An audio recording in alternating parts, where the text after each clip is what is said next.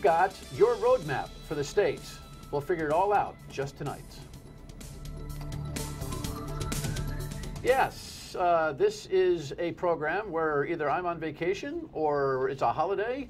Maybe it's Merry Christmas, maybe it's Happy New Year, maybe it's both, maybe it's turkey, I don't know. But what avails us a chance to kind of spread it out a little bit and talk at length about some concepts are these programs where it's not all about the rundown and all about today, it's about a whole bunch of stuff. And so tonight's discussion is about a thing called Rhode Map RI. Here's a look at their website, and you can go there and participate in a conversation about Rhode Island's future. And when you get a couple of planning geeks, you can really, really have a lot of fun with this, because, and I say that with complete affection, there are the IT geeks, and then there's all sorts of geeks. You know, I'm a geek, but I'm not a computer geek, though, I'll tell you that much. You can't, don't ask me about these things back here. Let me introduce my guest. Jeff Davis is to your right, my left. He's the principal planner of Rhode Island Statewide Planning, and Jared Rhodes is the chief of Rhode Island Statewide Planning Program. Gentlemen, welcome to the broadcast. Thank you. Thank you, Dan. This is I kid, but you planning guys are a unique breed. You study planning. You have all sorts of thoughts, big thoughts about what things ought to look like, what communities ought to be like, not only in the near future, but in the future down the road. And you don't get a lot of airtime, you guys. You're kind of right. You're kind of behind the scenes guys trying to figure it all out. And then the politicians and the bureaucrats take all your good ideas and say, hey, see what I came up with. Do I have it kind of right? Sort of? You have it completely correct, and thanks for saying it, because I don't think I could have. No, it's true, because it's, you know, without you guys, you know, making the sausage of the future, the people who are allegedly leading can't figure it out themselves. So it's an interesting field that you're involved in. You both, why don't you give a brief resume, because Rhode Island's project here, this Roadmap RI, is a product of the skill sets that all of you from different planning venues and bring to the table, correct? Yes. So why don't you start off and explain, we won't get too much into the boring matter, because we got all sorts of ideas we got to talk about. Yep. Briefly, I'm a Rhode Island resident, love my state, love this place. It's what inspired me to do what it is I now do. I received a master's degree from the University of Rhode Island in community planning, cut my teeth working in the city of Cranston, working on local development issues, reviewing projects. I've been with the state now for about 6 years. And so what mayor did you work for? I started under Mayor O'Leary and worked most of my time under Mayor Laffey and spent some time with Mayor Napolitano before leaving. All right, cool. Coming to the state. All right, so you came to the state side. And Jeff? Yeah, I'm originally from California, lived in Washington, D.C. for 10 years and got my graduate degree in community planning from the University of Maryland. I married a Rhode Islander, and we moved up here about 3.5 years ago, and loved the state. I've been coming here as long as we've been together for the last 14 years, and it's been a pleasure working at statewide planning. It's been about 1.5 years now. All right, cool. So Rhode Map RI is what? Rhode Map RI is really a unique public-private partnership where we're really trying to work and figure out what is the best future for the state of Rhode Island, and more importantly, how we get there. I can give you a lot of detail on who is involved in this partnership, but we're really setting about trying to do two primary things right now. One is the creation of a new economic development plan for the state of Rhode Island, as well as the creation of a new housing plan. There are a lot of other components of the project. One of our focuses is really trying to change how we do business and how the state creates these plans. In particular, we have a huge emphasis in this project in reaching out to the public and trying to have the public really define what the issues and concerns are facing the state, and more importantly, what the solutions are, which is one of the reasons why we're so happy to be here today, to have an opportunity to reach out to folks and try and bring them into the process and help enlighten the work that we're doing. All right, so a lot of people would be confused. The answer was succinct and very clear, but I think this concept of economic development, for instance, which is something I talk about on the radio all the time. It may not be under the auspice of today's program is about economic development, but we're talking about our future. We're talking about our survivability. We're talking about whether we can get out of the muck. We can talk about whether we're going to trailerists in New England on all the economic data, We've got an economic development corporation that's been mired in the 38 Studios controversy, and we've got all sorts of political leaders who always talk about economic development and how this particular project or organization or department is going to take charge. And most Rhode Islanders are just kind of like, I don't know how it works. So when you say you're economic development guys, I mean, who are you reporting to, and who's taking your stuff, and who's using your brain power, and how does it apply? Well, if I may, Is your turn. statewide planning. I have to. Right. Well then, statewide planning program is in charge of developing the state's guide plan, and that covers topics from economic development, housing, land use, transportation, energy, you name it. So our staff aren't necessarily the experts in all of those topics, but what we are skilled at is getting the right people in the room to have the discussions about what we need to be doing, who needs to be there, what the action steps are, organizing it in a way that is understandable, that can eventually go to the legislature in a concrete way. So in terms of economic development, we're not economic development experts. I mean, really, it's the staff at EDC that at the end of the day has to take this plan and run with it, implement it. So our job as planners is to make sure that we're getting as broad a cross-section of the public in the room to first identify the issues, and then get as many experts as we can to help us figure out, all right, what's real, what's not real, what's based on emotions. I mean, particularly with this economic development issue, you know, there are so many different opinions. Everyone's got the answer. No one has the answer. And to try to cut through that and find out what is the baseline, what are we really dealing with here, so that we can start to create a path forward. Okay. I know I talk too much. No, you don't talk too much. It's just there's a lot there. When we come back, we'll try to break that down a little bit and answer the question, who are we? Because I don't think you know how to plan for the future unless you have an understanding about who we are. Stay with us.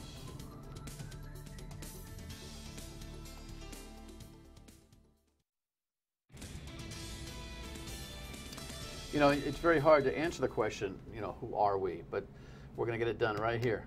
That's it. This will be the definitive conversation, and forever hold your peace. We will define who we are here in Rhode Island. Rhode Map RI is the project. It is the organization, really. It's an organization. It's not just a product, but it's an organization. So Jeff and Jared are principal guys, planners by occupation and by resume, who are involved in what is a 3-year project, federally funded, to get our collective planned act together, more or less. Yes? Yes, sir. So when Jeff is listing, and if you miss any part of the program, it's online as soon as we air it at foxprovidence.com/myritv, so you can take notes on all of this. Yeah, everybody's got an idea as to what we ought to be. But I have to tell you, I see no political vision in the state whatsoever at all, period, end of it. You're not going to convince me that anyone's articulated it. Maybe you guys have it. The who are we when we grow up question is hardly ever answered in a political dynamic. But can it be answered in a planning dynamic? I think it very much can, and we've said about that road already. 2 of the early efforts that we did with this project were trying to profile exactly what Rhode Island's economy is, what it's made up of, what other primary industries, really trying to baseline where we're at so we can really have a solid foundation in determining, okay, this is who we are today. Okay, so who are we? What's our principal engine, or 2 or 3? I believe healthcare industries was a good part of that. The universities, the educational sector, marine trades, agriculture, things of that nature. But one of the things that we found in doing the work that we did is we don't have true clusters. Cluster analysis is a typical economic development tool. We don't really have those in Rhode Island. What we have and what we found is that we've got What does that mean? What would cluster analysis? Significant bunches of industries and people who are working together in similar fashion. The jewelry district. Exactly. Would be a cluster that is formally ours, right? Sort of? Yes, formally. Yes. The jewelry industry had been a cluster. Right, okay, so just for conversation, so you understand what Jared's talking about, that's a cluster. Yeah. Okay. But what we found is what we do have is wonderful market opportunities. In terms of the skills that people in Rhode Island have and the talents they're bringing to the table, in doing our initial report, we identified a number of market opportunities, which we are now utilizing as a basis in partnership with the Economic Development Corporation and the Rhode Island Foundation to have what we're calling some focus group discussions with some specific industry sectors, and to really use that opportunity to identify what their skill sets are, what their challenges are, and how Rhode Island as a whole can come together to pave a better road for them. Who are you talking to?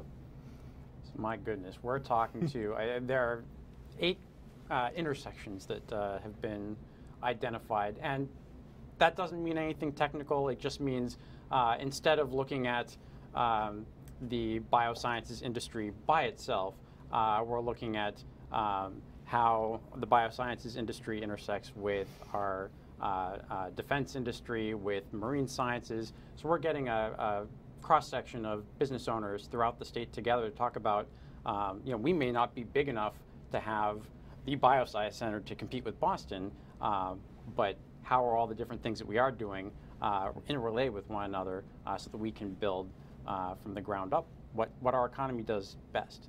And it's a smaller picture than it is in Boston. And Dan, if I may build on that a little bit, we do have a very strong focus with the business community, but that is not the only group that we are talking to. Central part of this project is trying to increase the ability for the public to be involved in determining the vision and setting the action. So in addition to working with the businesses, we have our first forays into social media. You mentioned Twitter, Facebook, things of that nature earlier. We are deploying all of those tools to try and bring public input into the process. We have been having a number of workshops on a concept that we call Growth Center, or Great Places. We kicked off this event with a public forum. There will be several more public forums coming as we go through this process. We're sitting down with local Rotary clubs, all sorts of local organizations, and trying to get out to the people in general and bring their input into this process. We're doing interviews with business leaders. We're working with parts of the community that we haven't had before, bringing input into the state planning process that's never been there to try and provide that bigger picture for all Rhode Islanders. So we're trying. So there'll be chances for my viewers to participate in this. I'm guessing they go to the website, right? The website is really the best place, the best portal to get involved in the process. It is roadmapri.org. Yep, it's up there. We have Facebook connections, Twitter connections. We have a unique site called Mind Mixer, which allows people to post their comments and talk about the places that they love. And there will be numerous additional opportunities, and we would love to have people contact us, tell us that they're interested, get us their contact information. Okay, so what prevents anybody who's watching this from saying, you know what, nice to have 2 good-looking guys on the show, Dan, to be talking about all this really high-level stuff, but it's all going to end up in one big report that's going to end up on the shelf, like so many other reports have ended up on the shelf in the state. And right, come out, because you know what listen, I know my peeps. They're watching you guys going, yeah, boy, I got a lot of ideas, but this is nothing but a dark hole anyway. Let me get it started and give Jeff an opportunity to plug in as well. One of the things that is significantly different about this planning effort is that in writing our grant, we were able to secure some significant funds to actually do implementation. This is something totally new for us. Meaning what? We have funds to provide technical assistance and capacity building to state agencies, to our cities and towns, to business leaders, to help them actually carry forward and start implementing the prioritized actions that are going to come out of this plan. So this is a big difference from us. We're not just ending with producing the proverbial plan that sits on the shelf. There will be some resources available to actually start moving some of these actions forward. Meaning what? You'll form groups, consortiums, entities, corporations, what? The tangible byproducts, things will be built because of what you've planned, what? Explain that. It's more that we'll be able to have the resources to say, okay, if a municipality wants to implement some of the ideas that came out of the economic development strategy, and they need some model ordinances, or I know this gets really boring, but fixing their zoning to allow the sorts of things that we're. So you would be the guys that walk into the town council meeting that nobody attends, but some people watch on cable access and say, by the way, if you want to change your downtown, in my hometown, Cumberland, they've talked about A renewed Four Corners walking plaza type of thing. You would explain to them how you do that, how you get by all the regulations or the state laws or whatever to be able to implement that, where they can get the money, blah, blah, blah, blah, blah, blah. You know, what would they, all that? That's exactly. So we're hoping to put together guidance for municipalities on how to actually make this happen. So you're working on a statewide plan, and then you're going to help the communities with their own little Idahos, because it's very provincial around here, you know. We're 35 miles wide and 45 miles long, and we don't want to admit that we're neighbors sometimes. Agree. That's part of our planning problem, isn't it? Yes, it is. All right, we'll talk about that when we come back. Stay with us.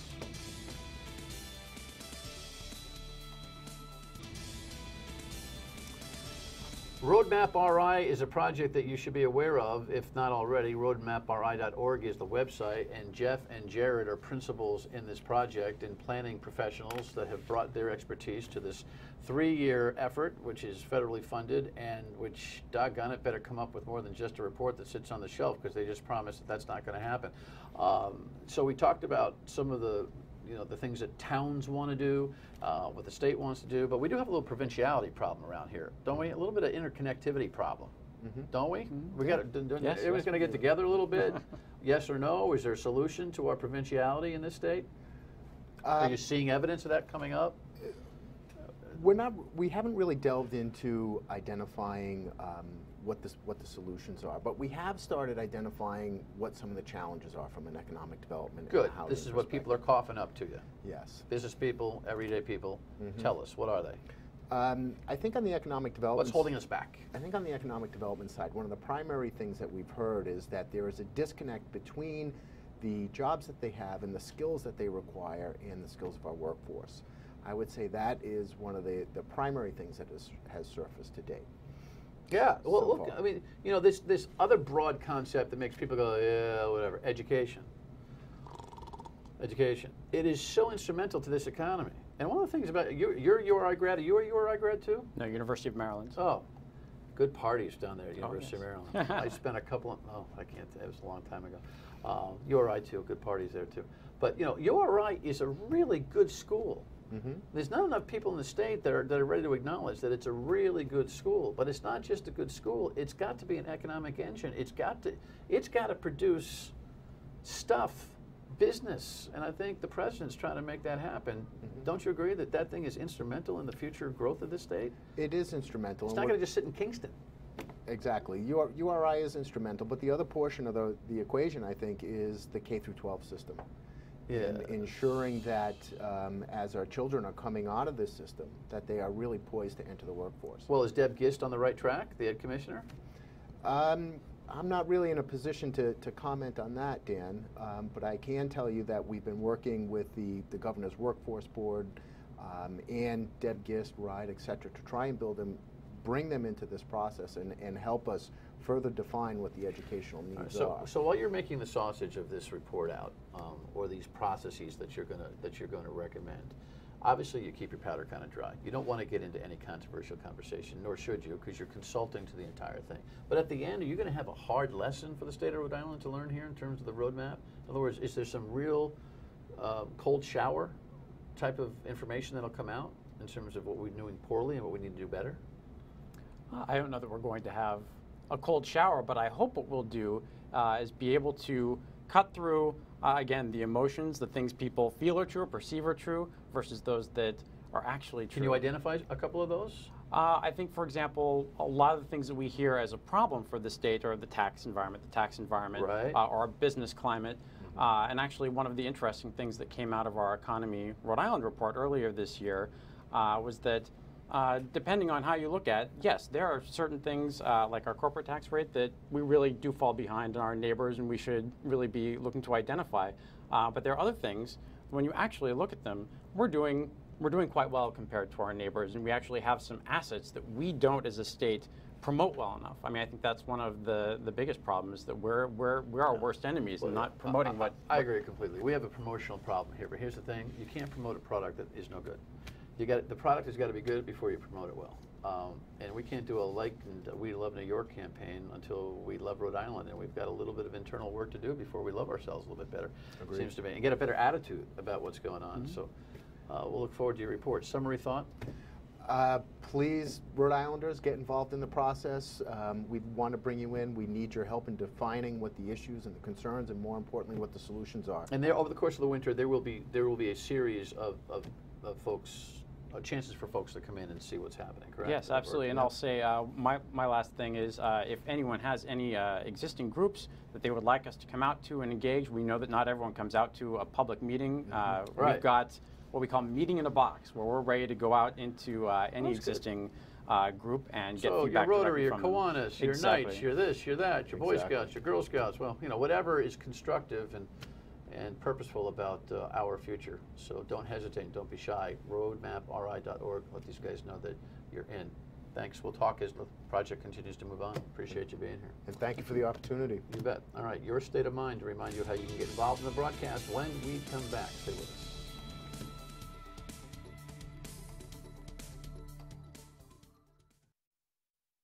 So I enjoyed our conversation with the guys from Rhode Map RI. If you have a thought on how Rhode Island ought to see its future and what ought to be planned, you can let me know and I'll pass it along. Of course, you can go to their website too at roadmapri.org. But of course, I have a voicemail line for you where your voice will be heard right here on the broadcast at 228-1886. Just leave it there and we'll air it. You can email me directly at stateofmind@myritv.com. And of course, you can always tweet at the program and tweet at me or Tweety Bird or whatever the hell else, you know, and facebook.com, you can just post there. And this is also an opportunity when we have these kinds of programs to talk to you about any ideas that you have for what are these more relaxed, evergreen type of shows when we air on holidays and off days where we're not necessarily grinding the daily issues. If you've got a great program idea, you can also contact us there. We'd love to meet you here on the set, our fantastic set, and you can see what color it really is when you come in. All right? Have a great night. Appreciate it. We're here every weeknight, 7:30 on My RI TV with My State of Mind.